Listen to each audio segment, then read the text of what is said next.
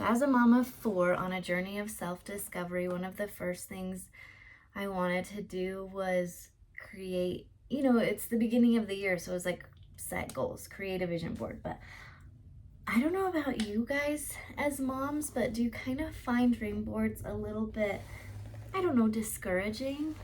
I just feel like I've had the same dream board for the last 6 years of skills I've wanted to develop and just zero time to do any of them. And so this year I'm taking the idea of a dream board to a different level. So I thought, okay, for my vision board, I'm just gonna think for the year one word of what I want to be, and that one word is gonna be leader. I'm gonna take you on a little field trip and we're gonna do a little craft together. We're going to make our vision board together. And oh, Miles, my son, please stop eating the candy. No, I'm not going to eat it. You're not gonna eat it? What are you gonna do with the candy? I'm just going to put it back because I need to not, I don't, if there's going to be one that I can't get, so don't get this off. Okay, let's just put it away. And why don't we go outside and play? Okay. Cheese. Yeah, why don't you go have your salami sandwich outside and then we'll play, okay? Okay. I got a bunch of cute craft paper and some stickers. I'm gonna pick a word for our year. And what do you want to be? Like I said, I want to be a better leader. So my word for the year is going to be lead. And I'm going to I'm going to write that on a piece of paper. Then we're going to pick 4 things within that word that we want to become. For instance, I think that a leader has really good communication. So I'm going to write communication under the word lead, and 2 things I want to work on to be a better communicator. And for me personally, I want to have a more respectful tone. I feel like I lost that the last 2 years. I just became demanding and I wasn't talking to my children or my spouse and maybe even my friends, who knows, the way I would want to be talked to. Like I was just kind of being demanding and saying things because I was so tired and just, I have so much to do, I can't worry about that. You know what I mean? So I just want to have a more respectful tone. The second thing I want to work on is processing to a rational state before I talk. I feel like I tend to be kind of an impulsive speaker, especially when I'm parenting, that I just say things and I want to really process and rationalize what I'm feeling before I say it. You know what I mean? And one thing I want to avoid doing as a better communicator is reacting emotionally. I feel like as a mom, I'm so quick to just, or in my marriage, to just be emotional, like just really just respond with emotion, whether that's frustration or anger or impatience. So I'm just gonna work on taking deep breaths, rationalizing how I'm feeling, what I'm trying to communicate, my intention, and then say it. Next bullet point within a leader is I feel like a leader is a really good teacher. And as a parent, that's all we do is teach. And so I really want to nail this one. And I feel like some of the best teachers I've had in my life showed how to do something. They didn't just tell them. So I'm going to write down how I want to be a better teacher is show, don't tell. And then I feel like the other good thing that a teacher has done in my life is they're always helping me answer questions and find a solution. And I feel like sometimes as a mom that can be exhausting. Kids have a lot of questions, they have a lot of problems, and they want us to solve them. And I'm very adamant about teaching my children to be self-reliant. So I'm gonna write down, answer questions, and help find a solution, just to remind me that that is my role as a mom, to help them find answers, but that doesn't mean that they can't do it. I can't assist them while they're being self-reliant, if that makes sense.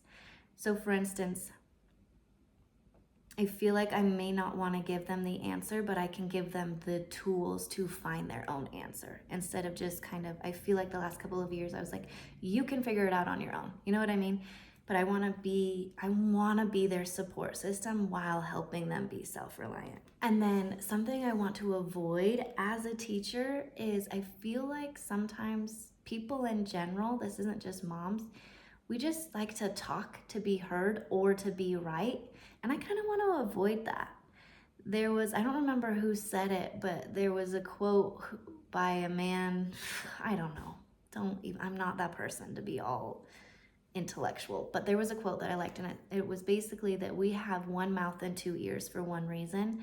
And the best teachers, the best leaders listen. They don't just talk. We don't have to be right. We don't have to be heard. That confidence comes from inside. We don't need that recognition from other people. And so I'm kind of learning, I guess, to bite my tongue a little bit to be a better teacher so that I can fully listen to my children, my husband, my friends, wherever I am, and fully understand what they're trying to communicate before I'm like, instead of just waiting for them to pause and then me jumping to just get my point across. You know what I mean? The third bullet point for what I'm going to work on as being a leader is just completely remove my ego. I feel like the best leaders do what's best for the group. And as a mom, that means doing what's best for everybody in my home. Even if that means taking a strike at my pride or my ego or something, I think that needs to be completely removed in order to be available for everyone.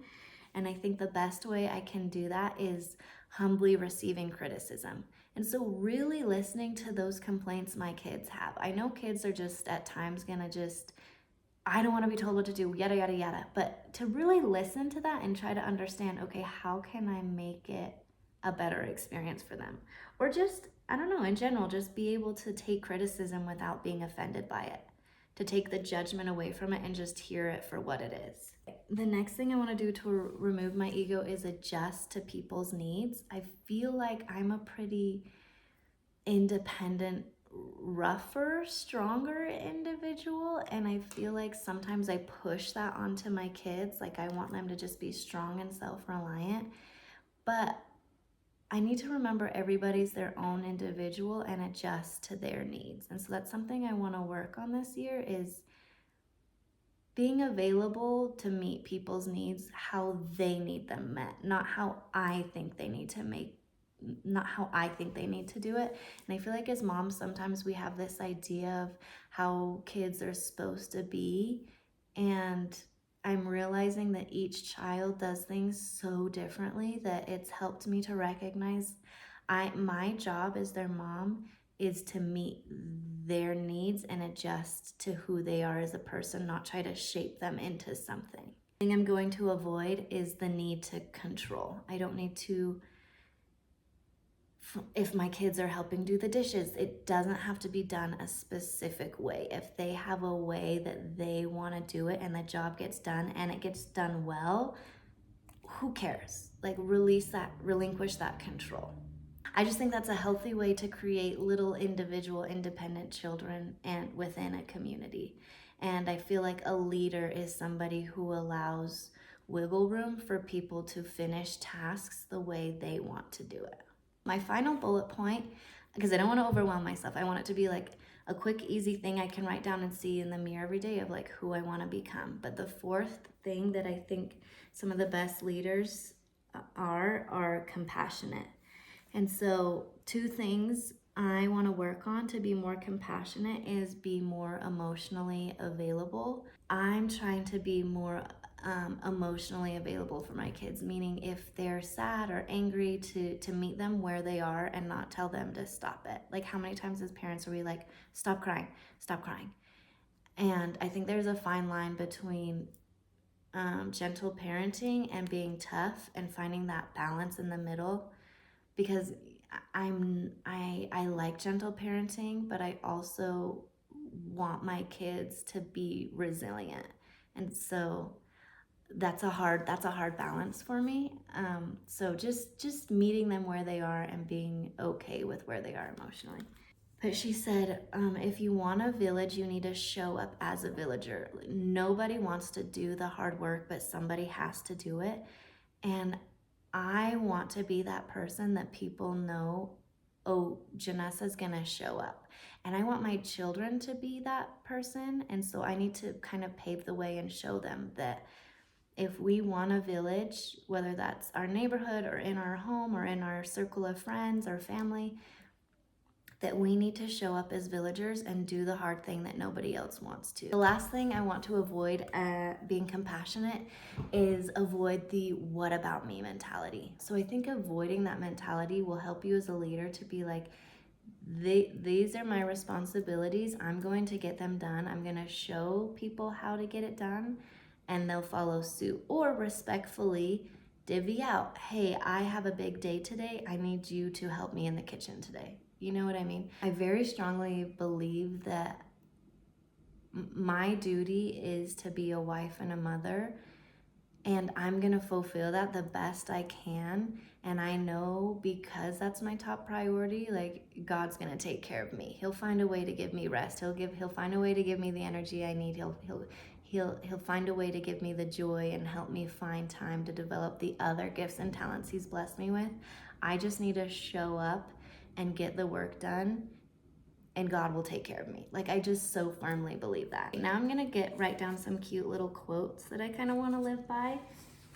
I have some cute little papers, and I'm gonna write down different scriptures that speak to me and different quotes that I like and paste them around the paper so that it's cute.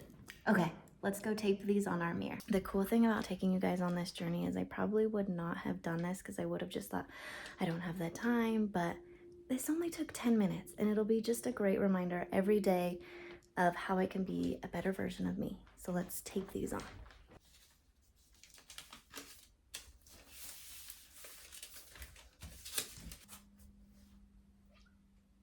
Yay!